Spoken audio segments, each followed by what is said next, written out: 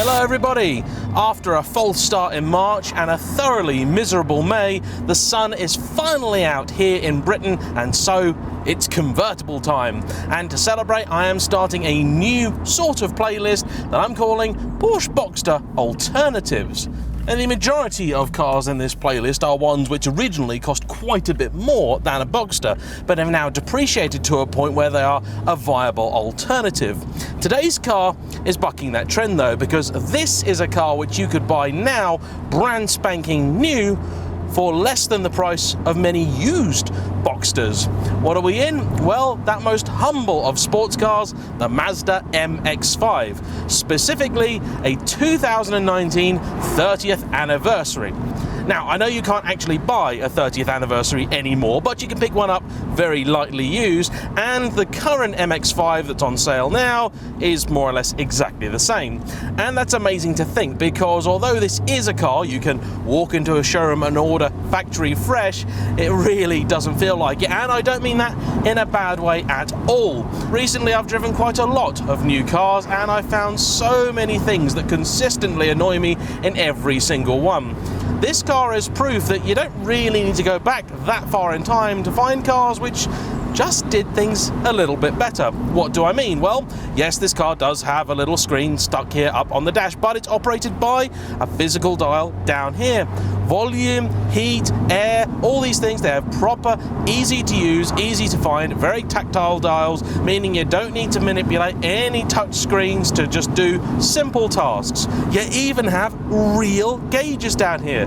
Well, two of them, and one little digital display masquerading as a gauge next to it, and this is a system that works absolutely fine. It's the little things too, like the fact that this car's owner, my friend Michael's brother, has turned off lane keep assist, and when you get in the car, it stays off. Modern cars, it turns itself back on every time, so you have to dig through 5 or 6 menus to try and get it off every time you set off, and that's just infuriating.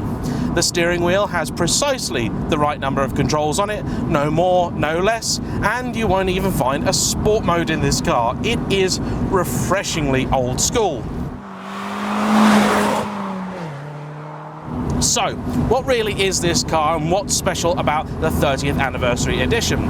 I have driven a 4th generation, what they call the ND MX5 before, but it was actually in the really early days of the channel, and I've been desperate to get back in one ever since. The biggest change to the MX5 since I last drove one has been in the engine department.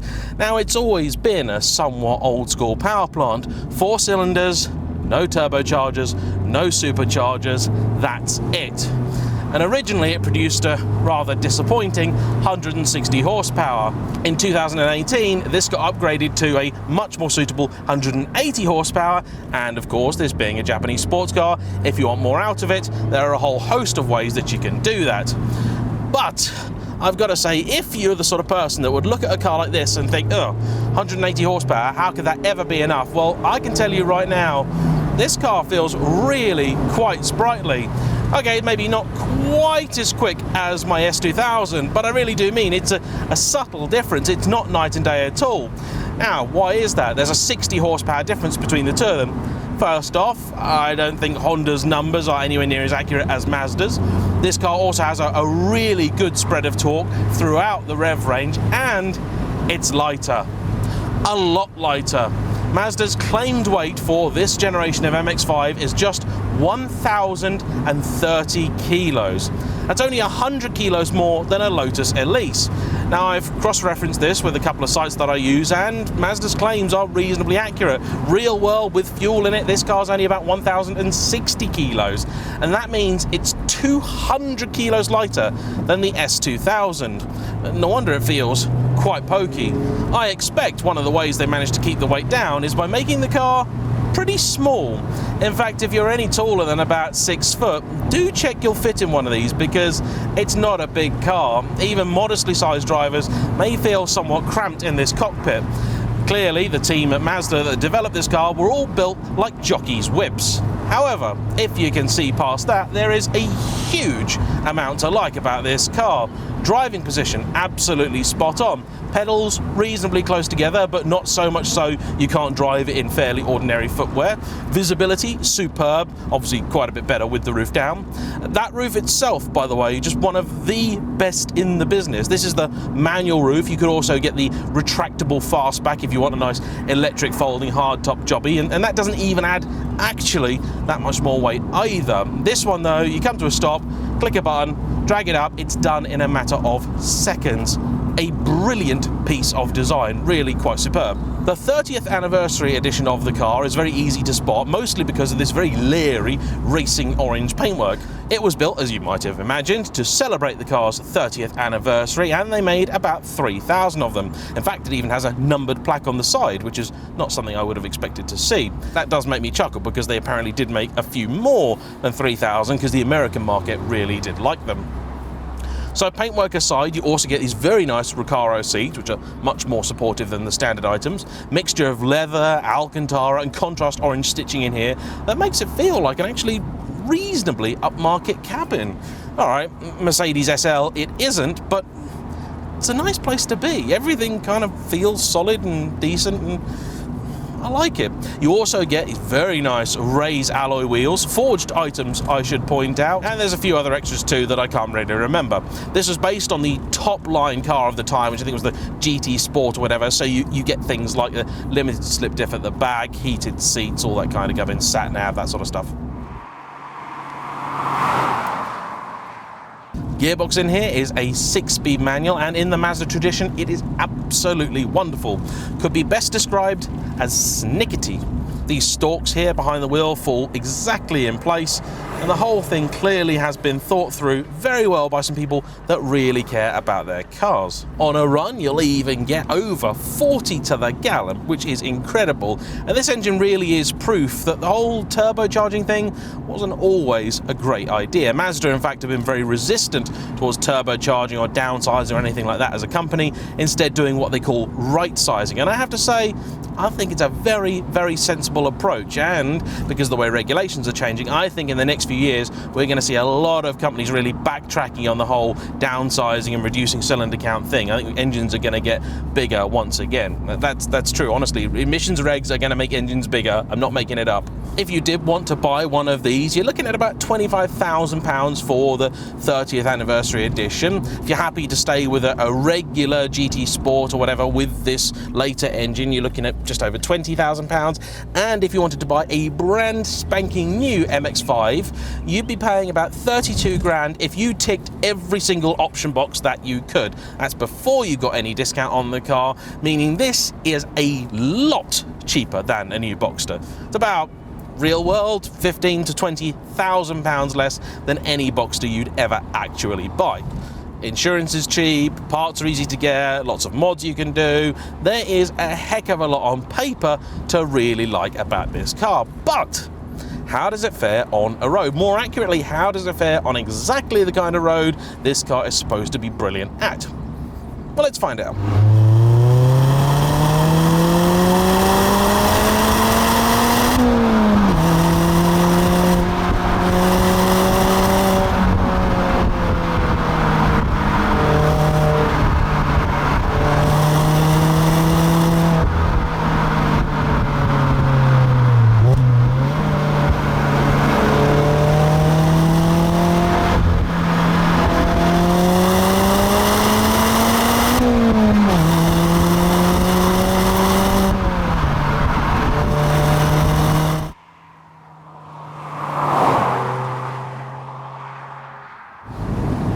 It is worth pointing out there are a couple of modifications to this car, but both are official Mazda items. It has some eye-back lowering springs on it, so it's got a slightly more aggressive stance, and it's got the official Mazda sporty exhaust. It sounds alright. It's not a brilliant noise, but neither is it artificial and synthetic like so many others that you'll find now. I actually really quite like it. The ride, It's not fabulous though. It always has just a bit of an edge of jitteriness about it, and that really surprises me. An MX-5 traditionally has always been a car that rode superbly well. I'd say my S2000 now rides a little bit better, but it's got some very tasty suspension bits on and is far from standard.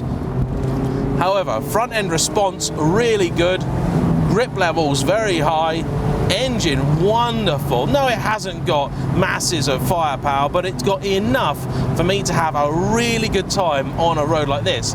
The gearbox is an absolutely fabulous partner for it. Heel and toe, of course, very easy. It won't auto blip for you. Like I said, there's no sport mode. It's just you, the car, and the road. This is pretty pure driving. Steering feel, also historically a Mazda strong point, isn't actually brilliant in the MX-5. It's very good. It's extremely direct, very accurate, and you do get a little bit of feedback through it. It's not a totally dead helm, but it's not quite alive as you'll find it in the really early cars, or even in fact in the Mark III that I drove. I'd say that has some of the best steering of any car that I've driven. It's definitely far from bad though, so please don't think of it as a major criticism of the car. It's more an observation. Once you start to press on, the car does become just a little bit more compliant, but it never quite flows with this road in the way that I would really like it to.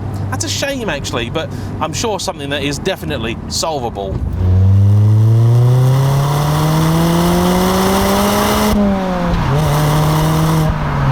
Storage space is also another area where the MX-5 isn't quite as good as you might hope.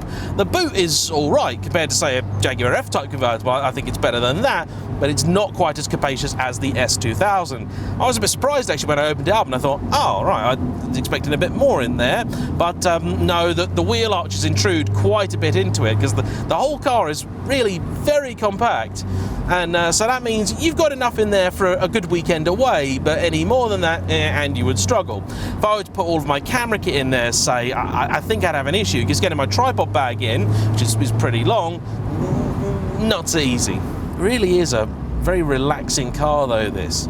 I do wish it just wouldn't be quite so jittery. That is a real surprise. You see, around town it's just bouncing a little bit. How much that's the lowered IBAX, I couldn't say. It's far from uncomfortable. Like, please don't think of it as like, oh my god, this is a really horrible, uncomfortable, bouncy car. Not at all. It's just not quite as compliant as I thought it was going to be. You have rear parking sensors. Turning circle is pretty good. And when you don't want to make noise, it's really quiet. Very peaceful. Love the view out of that bonnet, looks sensational. I think the colour actually really suits the car too. Wasn't so sure when it was released, but no, having seen it in the flesh now, I really do like it.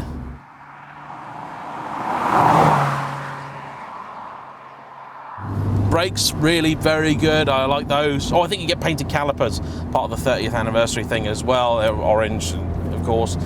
And they work really nicely. Again, if you think they're not quite up to snuff, you have a million different options to upgrade those too. So can you really compare one of these with a Boxster? Yeah, I think you can. No, this doesn't have anywhere near the firepower of the current Boxster, or in fact any Boxster. Porsche have never made a Boxster with less than 200 horsepower, and Mazda, to my knowledge, have never made an official MX-5 with any more than this, about 180.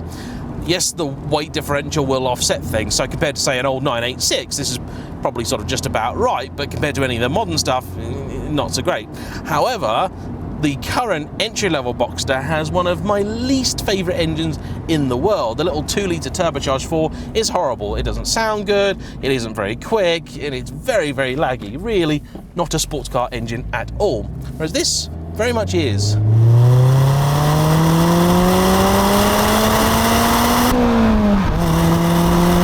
Feels like it's got usable pull all the way from about 2,000 RPM to 7.5. Absolutely fantastic.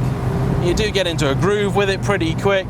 Perfectly sized for these roads. Very agile. A Boxster is definitely faster. Certainly a modern Boxster. When you're on it, I'm not even going to try and argue that. But would you have any more fun in it? No. In fact, I think you'd have a lot more fun in this, because you can really wring its neck. The steering in this is better than in the Boxster for sure. The cabin doesn't even feel that down market compared to an entry-level Boxster without options on it. And yeah, okay, people will generally come in two types when it comes to the MX-5. Either they'll go, "Ooh, an MX-5," or they'll go, "Ugh, an MX-5." And honestly, if you're in the latter category, yeah, sure, go buy your Porsche, whatever, fine, great. I love Porsches. They're great and awesome and all that jazz. But I really like this too. You know, it's a lot of fun, and at the end of the day, it's a convertible. That's what it's for. Would I be enjoying it so much if it was the middle of winter and I was trying to lug stuff from A to B? No, probably not. But that's not what this car is about. This car's all about days like today. The tricky one is if you'd have one of these over a 987 Boxster. Because you see, that's a very different car, and in many ways far superior to the current Porsches. I'm not sure. I'm genuinely, really, I'm not sure whether I would. I think my instinct would be to go for the Porsche. However, it's going to cost you quite a bit more to run. More in fuel, more in servicing, more in parts when it breaks, and it probably will break, and the MX-5 probably won't. And if you're looking at an early 987, you're going to have all these engine horror stories hanging over you, regardless of how much you actually should or shouldn't be worried about them. And so if what you want is just worry-free motoring for the summer, the MX-5 is an absolutely excellent choice. I'm in fact even going to break one of my own rules, which is normally the minute I finish my review, I take it straight back to its owner. Whereas I've got this car for the whole day, and you know what? I'm going to enjoy it a little bit more. I do like these seats. She'll get around a bend all right, I can tell you that much. That engine though, what a star. Do not turn your nose up at 180 horsepower. Really don't. I love this little thing. So a big thank you to Michael and his brother for lending it to me. Thanks to all of you for watching. What else would you consider as a viable Porsche Boxster alternative? You got a lot of different price points there and a lot of options. So let me know in the comments down below. Please hit the like button if you've enjoyed today's video, and we'll see you for the next one. Bye-bye.